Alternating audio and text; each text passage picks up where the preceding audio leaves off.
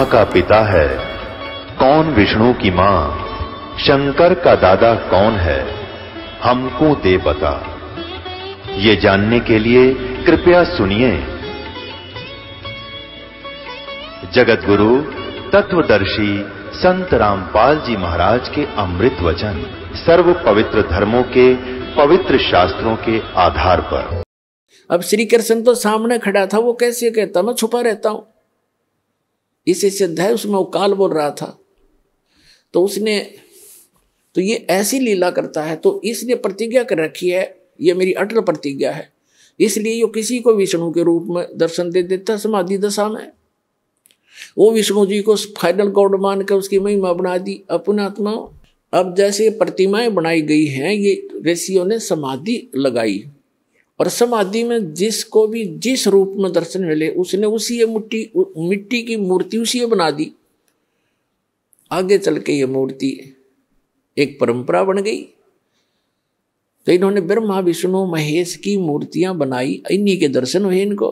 किसी को ब्रह्मा के रूप में दर्शन दे दिए। इस प्रकार ये सबको विचलित करके रखता है। तो कहने का भाव ये है, इन ऋषियों ने परमात्मा के दर्शन नहीं हुए, फिर भी ये घुमा फिरा कर ये कहते हैं कि वेदों में परमात्मा तो निराकार लिखा है, ये जो दिखाई देता है ये परमात्मा नहीं हो सकता। एक तरफ श्री विष्णु जी को कंप्लीट गॉड भी मानते हैं, फिर बुद्धि विचलित होने से कोई इनको कहता है कि नहीं भगवान तो दिखाई थोड़ा ही देता, वो तो निराकार है, प्रकाश ही प्रकाश है, सहस्रार कमल में जाकर देखो वो तो प्रकाश ही प्रकाश दिखाई देता है, 1000 ज्योतियां दिखती हैं। तो फिर ये वहां डगमग हो गए सचमुच। तो इनको ये निष्कर्ष निकाल ही नहीं सके, क्योंकि इनकी साधना व्यर्थ थी, इनकम्प्लीट स्पिरिचुअल नॉलेज था। तो चुनक ऋषि ने हजारों वर्षों तक परमात्मा प्राप्ति के लिए कोशिश की, भगवान मिले नहीं, और ये एटम बम बन जाते हैं ज्यादा तप और जप करने से, इस काल तक की भक्ति करने से। और यही कारण है कि काल फिर इनका दुरुपयोग करता है, रिमोट उसके हाथ में होता है इनका सबका। तो चुनक ऋषि ने हजारों वर्षों तक तप किए, जप किया ओम नाम का, भगवान मिला नहीं, और सिद्धि के से यो ओतप्रोत हो गया, पावर हाउस बन गया, एक एटम बम बन गया। एक मानधाता नाम के चक्रवर्ती राजा थे, यानी पूरी पृथ्वी के शासक थे, और वो 1 वर्ष में 2 वर्ष में 10 वर्ष में जैसा भी उचित समझते थे, पूरी पृथ्वी पर निरीक्षण किया करते थे। चक्रवर्ती राजा करता था कि किसी अन्य भूभाग के भूपति को, यानी छोटे राजा को, मेरी पराधीनता अस्वीकार तो नहीं होगी है। तो उसके लिए वो क्या करते थे, एक राजा का पर्सनल हॉर्स होता था, अपना घोड़ा निजी, उसके गले में एक पंपलेट लगा दिया करते थे। उसके साथ सैकड़ों हजारों की संख्या में सैनिक चल पड़ते थे। राजा का घोड़ा प्रत्येक छोटे राजाओं के राज्य में से गुजरता जाता था। उसके ऊपर लिखा होता था उस पंपलेट पर कि राजा मानधाता चक्रवर्ती का घोड़ा है, राजा के पास 72 अक्षौणी सेना है। अक्षौणी का वैसे उसका अलग से डिटेल होती है, लेकिन हम सिंपल सा मानकर चलते हैं, 72 करोड़ मानकर चलो। राजा के पास 72 करोड़ सेना है, और जिस भी राजा को राजा की पराधीनता अस्वीकार हो, घोड़े को पकड़ ले और बांध ले और युद्ध के लिए तैयार हो जा। तो वो घोड़ा जब लेकर जा रहे थे सैनिक, चुनक ऋषि की कुटिया रास्ते में थी। रास्ते में चुनक ऋषि ने पूछा भी कहाँ जा रहे हो सैनिक? उन्होंने कहा बाबा जी हम कोई काम जा रहे हैं। वो चले गए। वापस जब आए तो भी उसी रास्ते से आए, वो सारी पृथ्वी पर घूम गए। उस शहर में एंट्री का वही रास्ता था उनका। उस ऋषि ने फिर पूछा भी सैनिकों कहाँ गए थे, इस घोड़ा खाली क्यों है? सब पर सवार हैं लेकिन इस घोड़े पर कोई असवार नहीं है, क्या कारण है? तब उन्होंने बताया कि ऋषि जी ऐसे ऐसे हमारे राजा चक्रवर्ती मानदाता चक्रवर्ती का घोड़ा है, ये मानदाता चक्रवर्ती राजा का घोड़ा है और इसके ऊपर कोई बैठ नहीं सकता, इसके गले में लिखा है ऐसे ऐसे, और हम सारी पृथ्वी पर घूमकर आए हैं राजा के ये देखने के लिए। राजा ने एक परीक्षण किया है कि कोई उसकी पराधीनता अस्वीकार तो नहीं कर रहा है, हम ऐसे गए थे। तो उस ऋषि ने देखो रिमोट काल के हाथ में बम बना लिया, पहले तो गलत साधना करवा के चुनक ऋषि से, रिमोट उसके हाथ में। अब ये मन कौन है? ये मन एलिमेंट है, उस काल का एक अंश है, आत्मा उस दयाल की अंश है। अब देखो ऋषि के मन में उसने रिमोट से ऑन कर दिया, ऋषि के मन में आ गया कि राजा तो अपने आप को बड़ा अहंकारी हो गया है, इसको इतना अभिमान हो गया, इसका अभिमान ठीक करना चाहिए। अब ऋषि ने कहा कि सैनिकों, यदि मैं तुम्हारे राजा का युद्ध स्वीकार कर लूं तो क्या हो?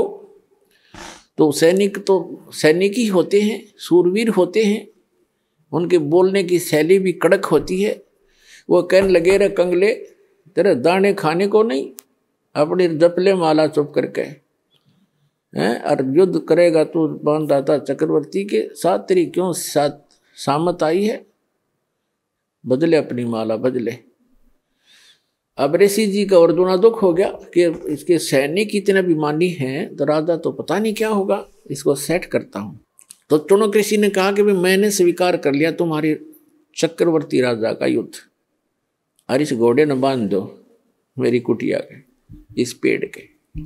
अब वो सैनिक तो तैयार बैठे थे, बांध दिया घोड़ा तुरंत। अगले राजा भी आए, अभी आए ऋषि जी, हम एक आज्ञा ले आते हैं राजा की। अब राजा को जाकर बताया कि ऐसे ऐसे एक चुनक नाम के ऋषि ने आपका युद्ध स्वीकार कर लिया। राजन मंत्री सलाहकार होते हैं, वो कहते हैं देखो आज एक आदमी की हिम्मत, एक ने सिर उठाया है राजन, कल ना कोई और भी बकवाद कर देगा, धीरे धीरे क्रांति आ जाएगी। और कहते हैं बुराई को शुरुआत में ही नष्ट कर देना चाहिए। तो राजा ने कहा ठीक है जाओ। तो राजा ने अपनी सेना की तीन विभाग कर दिए, 3 बटालियन बना दी, और एक टुकड़ी में 18 करोड़ सेना भेज दी एक ऋषि को मारने के लिए। उधर से उस काल के पुजारी ने, चुनक ऋषि ने, ब्रह्म के साधक ने, सारे जीवन में जो डले ढोए थे उसकी 4 पुतली बना ली, 4 परमाणु बम बना लिए वचन से। पुणात्माओं, जो आध्यात्मिक मार्ग है, जो साधना ऋषि करते हैं, ये भगवान से ही कुछ पावर कलेक्ट कर लेते हैं। और वो तो समर्थ है जिसके वचन से सारे ब्रह्मांड चल रहे, सब जीव बन गए, सब पशु पक्षी बन गए, बन रहे हैं, उसी तरह क्रिया कर रहे हैं, वो तो उसके वचन की शक्ति से। और उसी में से थोड़ी सी सिद्धि यानी हल्दी की गांठ प्राप्त करके ये मनुष्य भगवान बन बैठता है। तो चुनक ऋषि ने उस सारे जीवन में जो डले डोए थे, जो कंकर पत्थर इकट्ठे करे थे सिद्धियों के, उसकी 4 पुतली बना दी, 4 एटम बम बना दिए, परमाणु बम। एक पुतली छोड़ दी, उसके इतने टुकड़े हो गए एक पुतली के, और उस 18 करोड़ सेना का सेकंडों मिनटों के हिसाब में नाश कर दिया, कत्लेआम कर डाला। राजा ने दूसरी टुकड़ी भेज दी, ऋषि ने अपना दूसरा परमाणु छोड़ दिया, 72 करोड़ सेना का नाश कर दिया उस काल के पुजारी ने। अब गीता अध्याय नंबर 7 के श्लोक नंबर 18 में गीता ज्ञानदाता कहता है, ये ज्ञानी आत्मा है तो उदार अच्छी आत्मा है, चले थे भगवान पाने के लिए, लेकिन ये मेरे वाली अनुतम अटल अनुतम, यानी मेरे वाली ही अनुतमाम अति घटिया गति में स्थित रहे।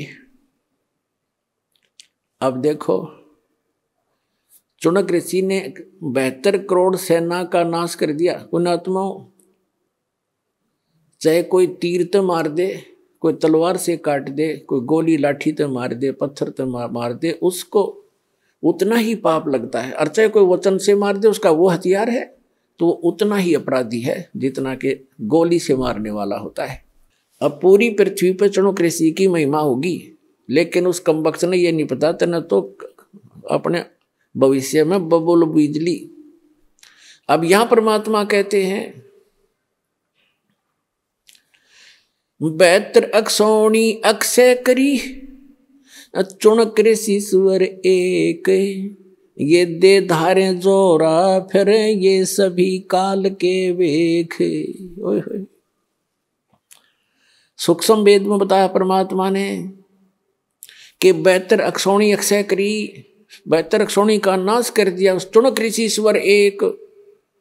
पुण्यात्माओं, ये सूक्ष्म वेद की वाणी कोई बालकों की नहीं है। ये इतना गूढ़ रहस्य छुपाए हुए हैं अपने अंदर। ये इन आज तक के ये कबीर पंथीर फलाने इन रोज पढ़ते थे, गरीबदासी इनका कख भी समझ में नहीं आया। चुणक ऋषि स्वर एक, ऋषि स्वर जैसे मुनि मुनिवर, ऋषि ऋषिवर, ऋषिश्वर यानी ऋषियों में श्रेष्ठ, उन श्रेष्ठों में भी श्रेष्ठ, परम श्रेष्ठ ऋषि। उस परम श्रेष्ठ ऋषि के ये काले कर्म है, ये कर्तव्य है काले कारनामे। क्या बताते हैं कि 72 अक्षौणी अक्षय करी चुणक ऋषि स्वर एक, उस अकेले ने 72 करोड़ का नाश कर दिया। और फिर बताते हैं दे धारे जोरा फिरे, जोरा माने मौत, क्या ये चलती फिरती मौत है तुम जिनको ऋषि कहा करते थे। ये दे धारे जोरा फिरे, जोरा माने मृत्यु, ये सभी काल के भेख।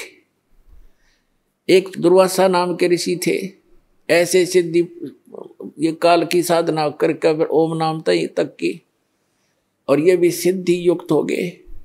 एक बार श्री कृष्ण जी के पुत्र प्रद्युम्न सहित और कुछ अन्य यादवों ने जाकर उस दुर्वासा ऋषि के साथ मजाक कर दिया, एक गर्भवती लड़की का सांग बना लिया। प्रद्युम्न को गर्भवती लड़की जैसा स्वांग कर लिया, उसके पेट पे एक कढ़ा बांध लिया, छोटा सा कढ़ा जैसे छोंक छांक लान की हुआ कर कढ़ाई सूखी सब्जी बनाने की, और ऊपर का कपड़ा लपेट दिया, लोगड़ लगा दिया, बांध दिया, और लड़कियों वाले वस्त्र पहना कर ले गए। एक उसका नकली पति बना लिया, और द्वारका के बाहर बनी में जंगल में दुर्वासा भक्ति कर रहा था, दोना लाए बैठा था।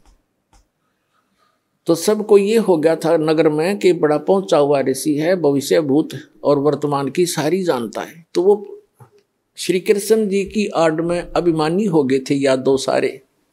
वो श्री कृष्ण तो ऊपर किसी ने नहीं माने थे।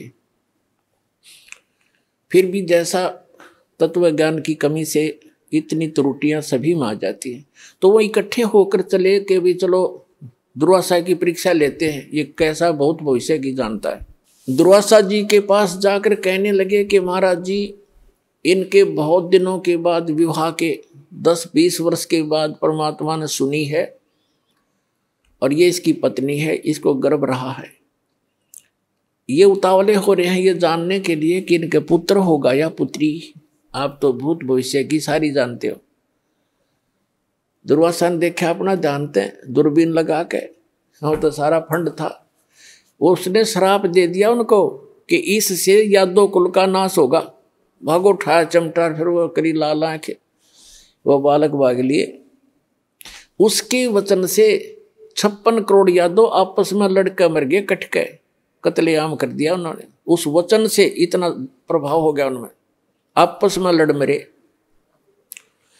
तो यहाँ क्या कहते हैं, सूक्ष्म वेद में कहा है कि दुर्वासा को पे तहां समझने आई नीच, और 56 करोड़ यादव कटे, वह मची रुधिर की कीच। ओए होए, 56 करोड़ आदमी कटका मर गया आपस में लड़के, दुर्वासा के श्राप थे। श्री कृष्ण रक्षा नहीं कर सका। श्री कृष्ण जी के पोते पड़पोते स्वयं उसके बच्चे सारे मारे गए। तो यहाँ संत कहते हैं, गरीबदास परमात्मा कबीर जी कहा करते थे अपने सूक्ष्म वेद जो गरीबदास जी को दिया, उसमें कहा है कि दुर्वासा कोपे तहाँ, बच्चा ने मजाक कर दिया, इतनी सजा दिया करते हैं, कहते हैं ये इंसान नहीं, ये नीच व्यक्ति है, तुम इनको ऋषि समझते थे। दुर्वासा कोपित, हाँ यानी कुपित हुए और समझ न आई नीच। उस दुष्ट इंसान ने इतना भी नहीं सोचा तो क्या बकवास करने जा रहा है, इससे क्या गाड़ी गल जाएगी, ये संत है, ऋषि हो तुम। संता को उसको कितना दुख झेले, बद्दुआ नहीं देते संत, ये तो काल के सांप थे। कहते हैं दुर्वासा को पे तहाँ समझने आई नीच, और 56 करोड़ यादव कटे, वहां मची रुधिर की कीच, गारा मच गई लोहू की, रक्त की।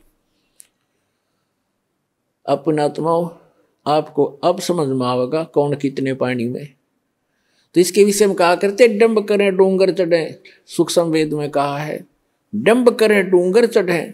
डंब माने पाखंड, लोग दिखावा धूना ला कर बैठेंगे ऊंचे से स्थान पे, दुनिया दूर तो देखो महात्मा तपस्या कर रहा है, फिर उसका चढ़ावा शुरू हो, उसका दूध पानी शुरू हो जा। कहते हैं डंब करें डूंगर चढ़े, अंतर जीनी झोल, और जग जाने दुनिया जाने यो भक्ति करे, ये बोवन सूल बबूल, ये तो अपने भविष्य में की करके कांटे बीज रहे। अब जो टुणक ऋषि था उसने जो 72 करोड़ सेना मार दी उस राजा की, बेमतलब बकवास करी।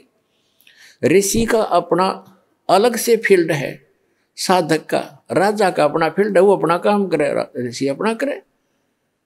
ठीक है, कोई आवे तो सलाह अच्छी दे, ना हो तो भाई वो अपने काम में लगा रहे।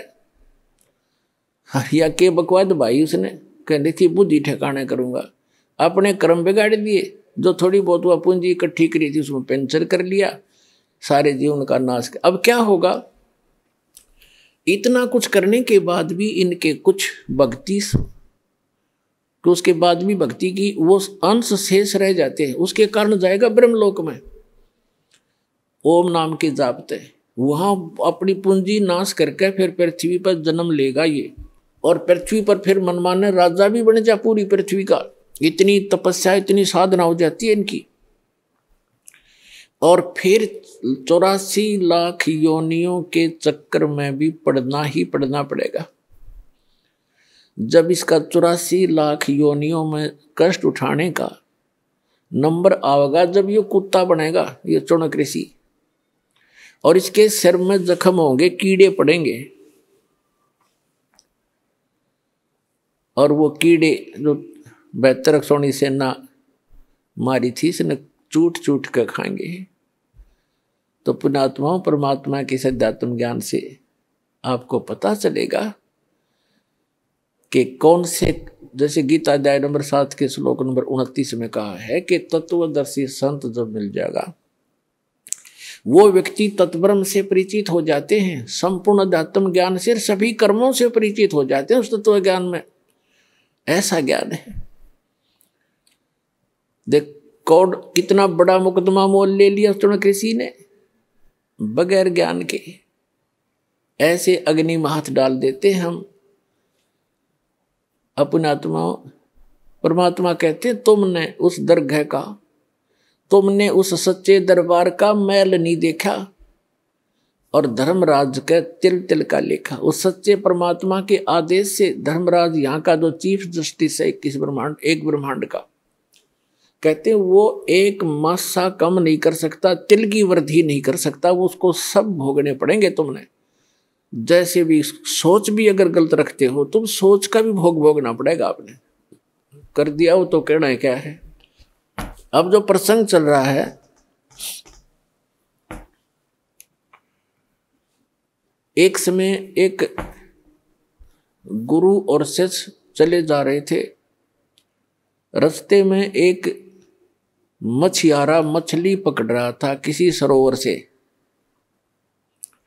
और वहां से जाल भर के और बाहर डाल रहा था। वो तड़प तड़प कर शरीर छोड़ रही थी। उस लड़के ने, शिष्य ने, छोटा बालक था 10-15 वर्ष का, उसने पूछा गुरुजी ये प्राणी जो ऐसा अपराध कर रहा है इसको क्या सजा मिलेगी। गुरुजी कहने लगे बेटा फिर बताऊंगा, आजा सुमन कर अपना, चल चलते सफर कर रहे थे। 4-5 वर्षों के बाद क्या देखा, एक हाथी का बच्चा मस्ती में उछल कूद मचा रहा था। उछल कूद करते करते 2 वृक्षों के बीच में फंस गया। अब जैसे तैसे झटके झुटके मार के और निकल तो आया, लेकिन खाल सारी छुल गई, बुरी तरह खाल उतर गई। छोटा बच्चा था, वर्षा के मौसम था, उसके कीड़े पड़ गए। सैकड़ों की, हजारों की, लाखों की संख्या में कीड़े उसको मोटे मोटे कीड़े खान लग रहे और वो चिल्ला हुआ बुरी तरह। अब वो दोनों गुरु शिष्य फिर चले जा रहे थे। वहां उस शिष्य ने पूछा, गुरुदेव इस प्राणी ने कौन से जन्म में ऐसा कर्म कर दिया जो इसको ये कीट खा रहे हैं, ये चिल्ला रहा है। तब उस गुरुजी ने बताया, बेटा जो मछियारा था ना, जो मछियां पकड़ रहा था और वो मछियां तड़प तड़प कर जीव छोड़ रही थी, प्राण त्याग रही थी, ये हाथी का बच्चा वो मछियारा है और ये कीड़े वो मच्छी हैं। आज अपना टिट फॉर टैट ये भोग रहा है, प्राप्त कर रहा है। तो पुण्यात्माओं, परमात्मा कहते तुमने उस दरगाह का मैल नहीं देखा और धर्मराज के तिल तिल का लेखा। उस भगवान के दरबार में, यानी धर्मराज के दरबार में एक एक तिल का हिसाब होगा आपका, पाई पाई का, एक एक नए पैसे का। तो प्रसंग जो चल रहा है, अब हम आते हैं जो दास आज आपको सत्संग सुनाने चाह रहा था, अभी तो भूमिका बनी है। श्रीमद् भगवद गीता अध्याय नंबर 7 के श्लोक नंबर 19 में कहा है, बहुनाम जन्मान अन्ते ज्ञानवान माम परपदते। बहुनाम जन्मानाम अन्ते, यानी बहुत बहुत जन्मों के अंत के किसी जन्म में, ज्ञानवान माने ये ज्ञानी आत्मा, माम माने मुझ ब्रह्म को बजते हैं। बहुनाम जन्मानाम अन्ते ज्ञानवान माम परपदते। और वासुदेवम सर्वमिति सहमात्मा सुदुर्लभ है। क्या बताते हैं कि वासुदेव सर्वमिति, बहुनाम जन्मानाम अन्ते, बहुत बहुत जन्मों के किसी अंत के जन्म में ये ज्ञानी आत्मा ब्रह्म तक इनकी बुद्धि पहुंचती है, ब्रह्म तक।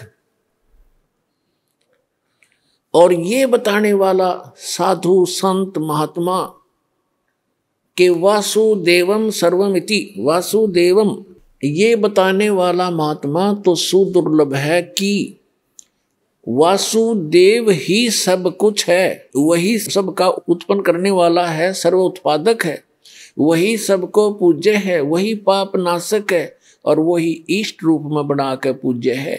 ये बताने वाला कि वासुदेव सर्वमिति, यह बताने वाला कि वासुदेव ही सब कुछ है। ये तो कंटिन्यू ज्ञान चल रहा है। पहले तो तीनों गुणों ब्रह्मा विष्णु महेश तक की भक्ति को खुद रिजेक्ट कर दिया, अपने सतर की तीनों की भक्ति को रिजेक्ट करके ब्रह्म कह रहा है ये काल श्री कृष्ण में प्रवेश करके कि मेरी भक्ति केवल ज्ञानी आत्मा करते हैं, और वो भी मेरे सही ज्ञान को ना समझ कर मेरे वाली ही घटिया अनुतम इस गति में स्थित रहे। हो गया स्पष्ट। अब ये कहता है कि ब्रह्म से ऊपर जिसकी बुद्धि जाती है, ब्रह्म तक भी मुश्किल तो ये ज्ञानी आत्मा कोई किसी अंत के जन्म में, बहुनाम जन्मानाम अन्ते ज्ञानवान माम परपदते, बहुत बहुत जन्मों के किसी अंत के जन्म में किसी ज्ञानी आत्मा की बुद्धि ब्रह्म तक पहुंचती है। और वासुदेव सर्वमिति, वो वासुदेव है सब कुछ, उसी वही पाप नाशक है, वही पूजा के योग्य है, वही सबका इष्ट होना चाहिए और वही पूर्ण मोक्षदायक है, वो सारी सृष्टि का रचने वाला है। ये बताने वाला महात्मा तो सुदुर्लभ है, बड़ी मुश्किल से मिलेगा। अपने आत्माओं, ये गीता और वेद कोई बालकों के लेख थोड़े ही थे। ये ऋषि महर्षि शर्मार के चले गए, इनको कख नहीं पता चला। क्या बताते हैं? सूक्ष्म वेद में परमात्मा ने स्वयं आकर बताया है कि 9 मन सूत उड़ जिया और ये ऋषि रहे जखमार और सतगुरु ऐसा सुलझा देगा उड़ जाने दूजी बार। परमात्मा जो लाए का काम करते थे, और 1 किलोग्राम एक शेर सूत उलझ जाता, वो कच्चा सूत, उसको सुलझाने में 2-2, 3-3 दिन की दिहाड़ी चली जाती थी उनकी। अगर गांठ पड़ गई तो धनी का सूत, फिर वो कपड़ा महंगा बेकारी, उसके उल्टा पटक दिया और पैसे लेने आ रहे, तो उसको सुलझाना पड़ता था कि ये टूटे नहीं, और तब वो कपड़ा बन सकते थे जब उनकी दिहाड़ी बननी थी। तो कहने का भाव ये है कि ये जो तत्व, ये जो आध्यात्मिक जो सूत है, एक शेर की बजाय इसने तो 9 मन सूत उलझा दिया, 360 किलोग्राम। परमात्मा कहते हैं अनजान ऋषियों ने 9 मन सूत उलझिया, ये ऋषि रहे झकमार, और सतगुरु ऐसा सुलझा दे, उलझे न दूजी बार। अब ऐसा सुलझा दिया इस दास ने परमात्मा की दया से, इस कलयुग में नहीं उलझेगा यू तत्व ज्ञान। कोई भक्ति करियो चाहे ना करियो, वो अलग बात, उसके भाग्य पर डिपेंड करेगी। अब जैसे कहा कि वासुदेव सर्वमिति, वासुदेव का अर्थ श्री कृष्ण नहीं है। वेदों में वासुदेव का अर्थ है जो सब का मालिक, जिसकी सत्ता सब जगह पर हो, सब जगह उसका निवास हो। जैसे परमात्मा ने सूक्ष्म वेद में बताया कि अर्श कुर्स पर अलह तख्त है, उस परमात्मा का तख्त राजधानी ऊपर है, अर्श के कुर्स में, कॉर्नर में, सबसे ऊपर के स्थान पर। अर्श कुर्स पर अलह तख्त है, खालिक बिन नहीं खाली।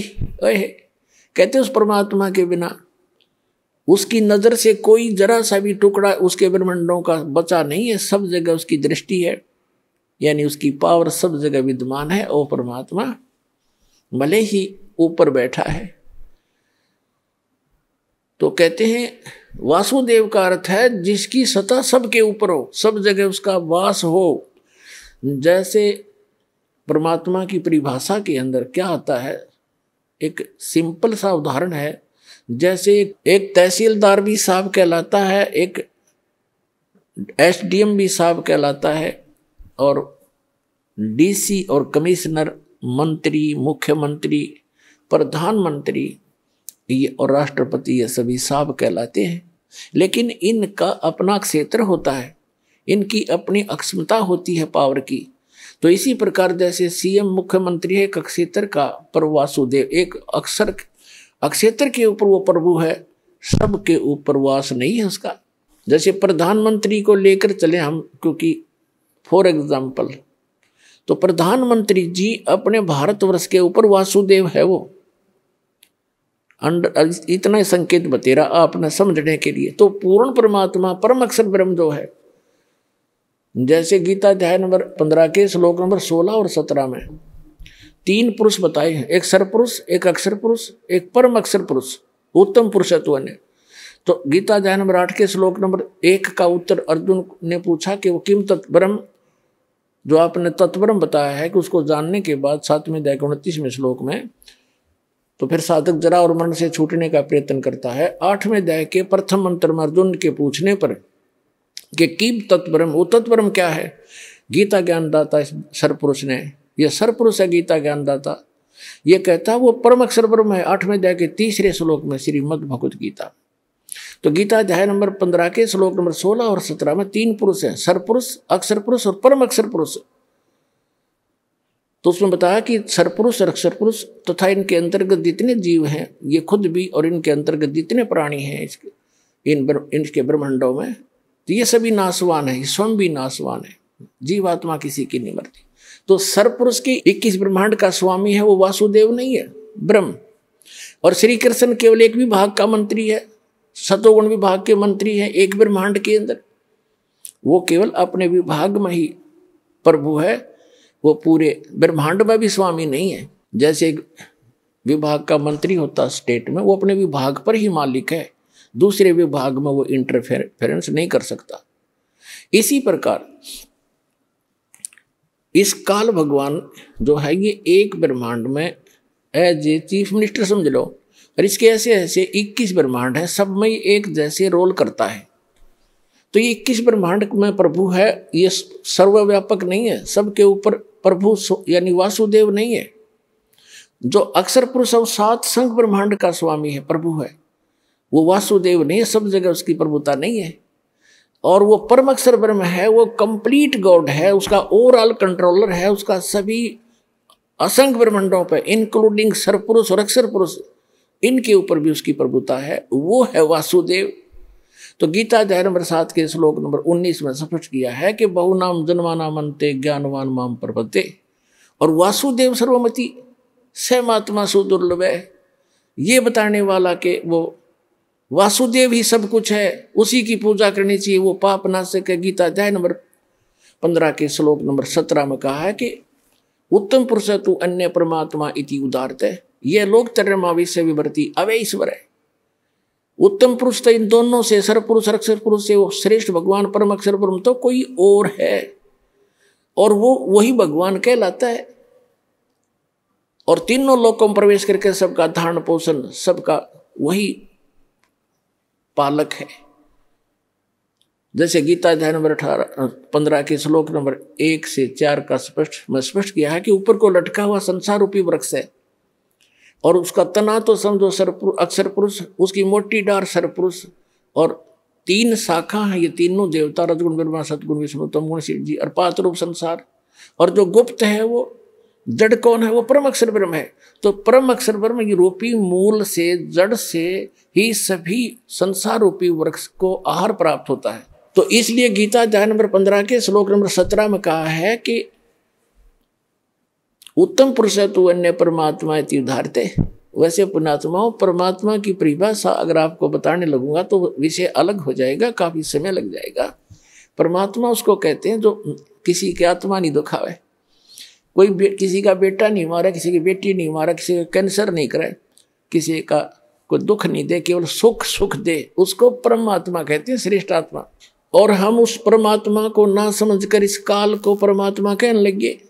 और किसी का बेटा मर गया, किसी की बेटी मर गई, किसी का बाप मर गया, किसी की माँ मर गई, कुणबा का कुणबा घाणी, कैंसर से पीड़ित हाहाकार मच रहा है। ये परमात्मा का लोक है, परमात्मा का लोक सतलोक है, जहाँ दुख नाम की चीज नहीं। तो गीता अध्याय नंबर 15 के श्लोक नंबर 17 में स्पष्ट किया है कि उत्तम पुरुषत्व इन दोनों से अलग है, वो श्रेष्ठ भगवान पुरुषोत्तम, और जिसको परमात्मा कहा जाता है। और ये लोग तरम अवश्य विवर्ती अवय ईश्वर है, जिस जो तीनों लोकों में प्रवेश करके सबका पालन करता है, वो है वो अविनाशी भगवान। तो कहते गीता अध्याय नंबर 7 के श्लोक नंबर 19 को पुण्यात्माओं, ये कंसेप्ट क्लियर करने के लिए 2 घंटे का सत्संग करना पड़ा, पहले भूमिका बनाने के लिए, ताकि आप बच्चों की बुद्धि वहां तक पहुंच सके। दास के बताना चाहे आपके ऊपर कैसे रहम हुआ है परमात्मा का, आपको शिक्षित किया। अगर अशिक्षित होते तो आप मेरा पत्थर मारते, ये क्या कह रहा है। और आज कुछ दिनों के बाद देखिए, दास को पलकों पे बिठाएगी पूरा संसार।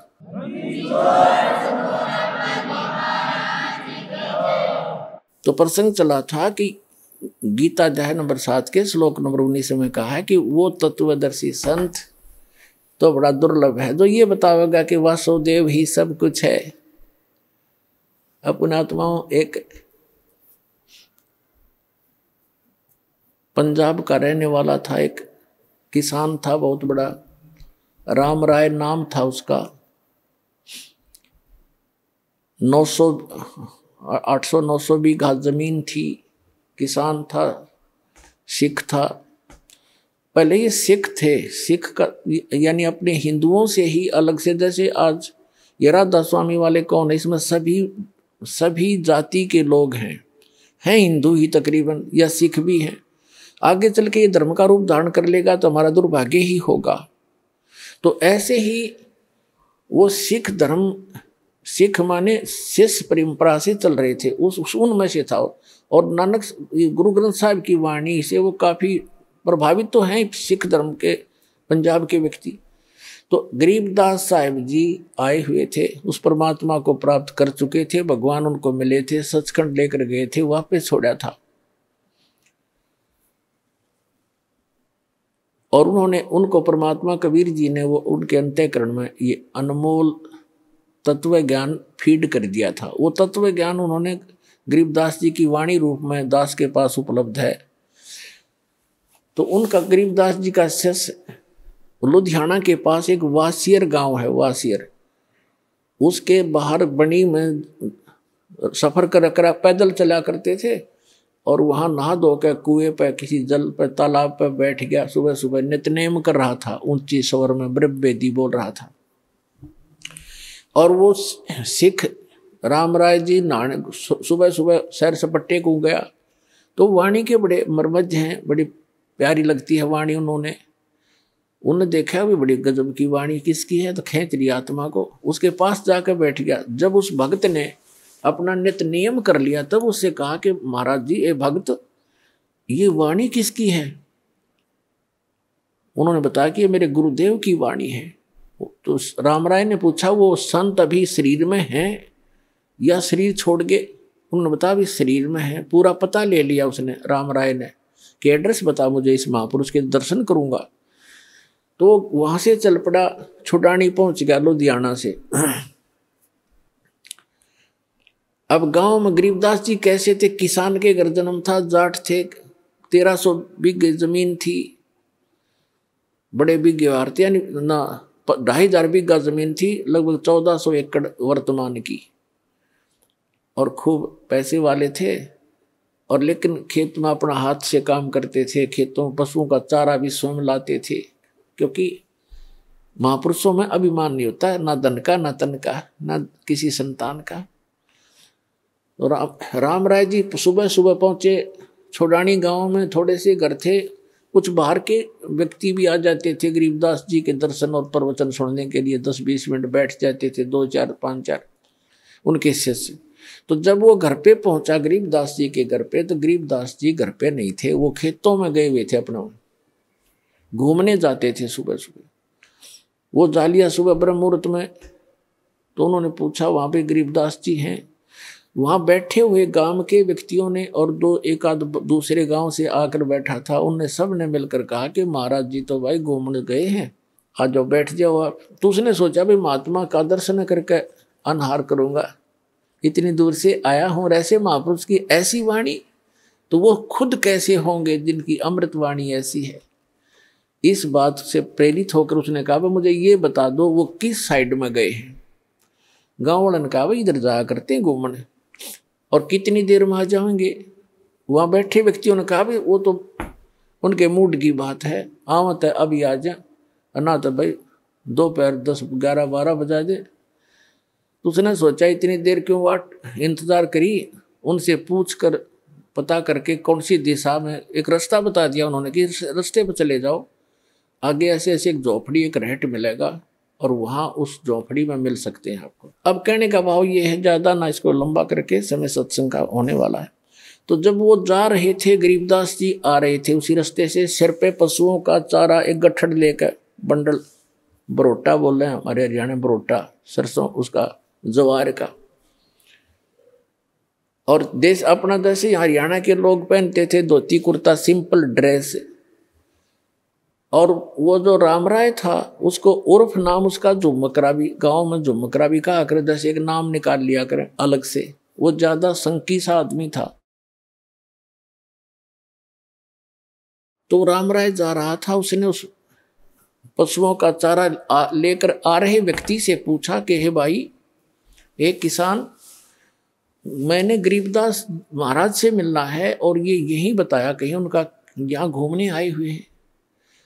अब गरीबदास जी को तो पता था कि राम राय जी ने मन में क्या कल्पना कर रखी है साधु की, कि साधु होगा, सिर पर जटा होगी, दाढ़ी बढ़ी होगी, कान पड़वा रखे होंगे, हाथ में चिमटा होगा, एक लाल कपड़ा लंगोट में बांध रखा होगा, या कति लाल कपड़े होंगे, मूंड मुंडा रखा होगा, घोट में घोट हो रहा होगा, यानी कोई विशेष आडंबर ऊपर होगा, उसी को उसने संत मान रखा था।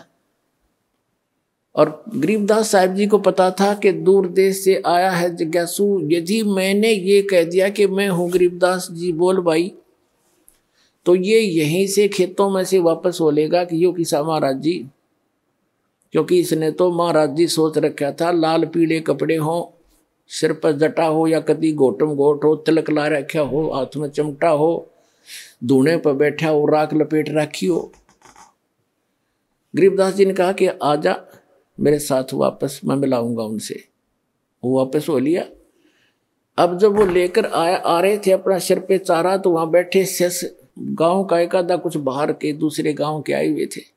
उन्होंने भाग करके प्रणाम किया।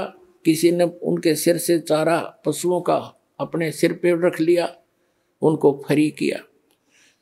और राम राय ने पूछा ये कौन है? उन लोग भक्तों ने बताया कि यही तो है महाराज जी। अब उस राम राय के मन में ये आ गया कर ले तेरा गजब भैया, इतनी दूर आया और यू महाराज जी पाया। ऐसा देसी जाट है तो खोदा पहाड़ हर निकली चुईया, उसके मन की कल्पना थी ये। वो तो अंतर्यामी थे जान के अग भगत डिगमग हो रहा है। उसकी सेटिंग करने के लिए सभी सेवकों को भेज दिया, इधर उधर जा भाई, तू बैलों को पानी पिला ला, तू ऐसे काम कर जा, भगत आए हैं इसकी रोटी का प्रबंध करवा घर पे जाके। उनको इधर उधर भेज दिया और कहा मेरी बाल्टी भर दो, पानी की रख दो, मैं नहाऊंगा, स्नान करूंगा। एक पाटड़े पे बाल्टी भर कर रख गए, वो चले गए। रह गए वो आत्मा और वो महात्मा गरीबदास जी। गरीबदास जी ने स्नान किया। स्नान करके धोती बांधते थे और धोती का एक पल्ला अलग से सपेर कर लेते थे, उसको गोल गोल करके एज ए बेल्ट बांधा करते ऊपर के, धोती को लपेट के जैसे, और उसके ऊपर के उसी का धोती का हिस्सा एक पल्ला बांध लिया करते, उसको अड़बंद कहते हैं। और गरीबदास जी के उंगली के कोई वैसे ही थोड़ा बहुत कोई चोट लगी हुई थी।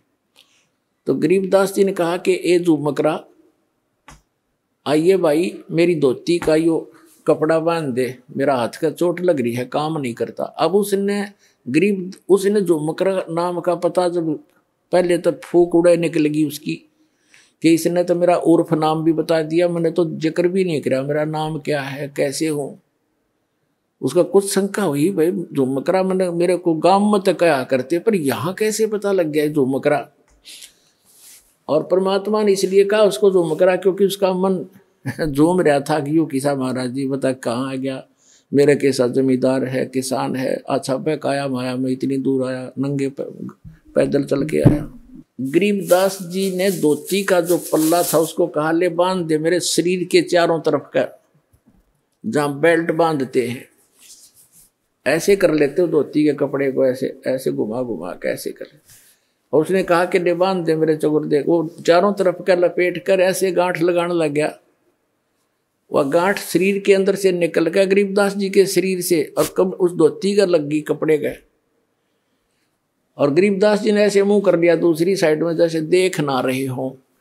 झुमकरा ने सोचा उस राम राय ने तेरा गांठ उल्टी लाएगी दिखे तो फिर लगा, फिर वो ऐसे ही शरीर के अंदर से निकलाई धोती का गांठ लाएगी। तीसरी बार वो प्रयत्न करने लगा, जब कहने लगा गरीबदास जी ने कहा कह रहे झुमकरा मैं तो तेरे जैसा आदमी हूं, या गांठ क्यों ना लगती तेरे ते।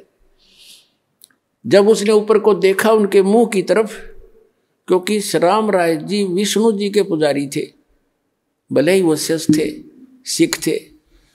जब उन्होंने ऊपर देखा तो श्री विष्णु जी का रूप बन गया। इसने से ऊपर गरीबदास जी का मोर मुकुट, हाथ में शंखर चक्र गदा, चरणों में पड़ गया, पैर पकड़ दिए है महाराज, भूल लागी, मैं तो गलत सोच लिया मैंने आपके बारे में, आप तो भगवान हो। फिर देखा तो फिर गरीबदास ने कहना। अब उसने सोची मैं विष्णु जी का पुजारी हूँ और इसने मुझे उस उर्फ नाम से पुकार दिया, इसलिए मैं प्रभावित हो गया, मेरी ही कोई कल्पना होगी। तो फिर डांट गया अपने मन ने ना भगवान तक होना। फिर वो बैठ गया, कोई शक्ति है जरूर जिसके ऊपर मैंने कुछ देखा है, और इसके शरीर से धोती अंदर से शरीर से निकल गई। फिर कहने लगा परमात्मा बोल, गरीबदास जी कहने लगे बच्चा बैठ जा। 2 घंटे ज्ञान दिया उसको, सारी सृष्टि रचना सुनाई, सतत्व ज्ञान समझाया। हम सुल्तानी नानक तारे दादू को उपदेश दिया, जात दुल्हा भेद नहीं पाया, काशी माए कबीर। तब उस झुमकरा ने, उस राम राय ने कहा भगवान ऐसा ज्ञान तो आज तक किसी ने बताया नहीं मारे थे। तब गरीबदास जी ने कहा था कि तत्व भेद कोई ना कह रे झुमकरा, यू पैसे ऊपर नाच सुनो राई झुमकरा। कोटों मध्य कोई नहीं रहे झूमकरा, अरबों में कोई गर्क सुनो राय झूमकरा। ए झूमकरा राय कहते हैं, राय साहब यानी हे जैसे लैंडलॉर्ड था वो, कि हे राय झूमकरा, ए राय साहब, करोड़ों कहते हैं तत्व भेद किसी के पास नहीं है। ये सब पैसे ऊपर ढोल पीट रहे हैं, पैसे उद्देश्य लेकर ये दंत कथा सुना रहे हैं। तत्व भेद कोई ना कह रहे झूमकरा, ये पैसे ऊपर नाच सुनो रहे झूमकरा। अरबों में कहते कोटों मध्य कोई नहीं रहे झूमकरा, अरबों में कोई गर्क सुनो रहे झूमकरा। इन करोड़ संतों में आपको कोई संत नहीं मिलेगा, अरबों में कोई एक गर्क मिलेगा। गर्क माने कंप्लीट इन ऑल रिस्पेक्ट, यानी सैचुरेटेड, जिसके पास ज्ञान भी पूरा हो, जिसके पास मंत्र भी पूरे हों, जिसको अधिकार भी हो परमपिता की ओर से। कैसे? ऐसा संत तुझे अरबों में पावेगा, करोड़ों में भी नहीं मिलेगा। और वही गीता जी कहती है कि बहु नाम जन्माना मनते ज्ञानवान माम प्रपते, वासुदेव सर्वमति स महात्मा सुदुर्लभ है। तो पुण्यात्माओं, तुम्हारा सौभाग्य आपका कि दास आपको वो संत मिल गया है जिससे विश्व का कल्याण हो सकता है। बोलो सतगुरुदेव।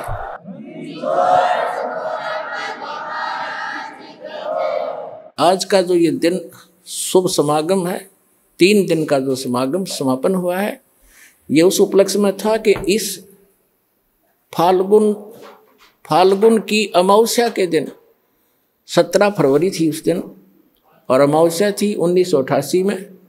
दास का पूज्य गुरुदेव मिले थे, मेरा जीवन सफल हुआ था, आध्यात्मिक जन्म हुआ था दास का। और आज जो एकम है, अमावस्या से नेक्स्ट डे, उस दिन परमात्मा स्वयं आकर के वो परम पिता परम अक्षर ब्रह्म कबीर साहिब ने आकर कहा था, बेटा भक्ति शुरू कर दे, मैं तेरे साथ रहूँगा। तो ये दोनों दिन इकट्ठे हैं, और पुण्यात्माओं अपना कल्याण कराओ।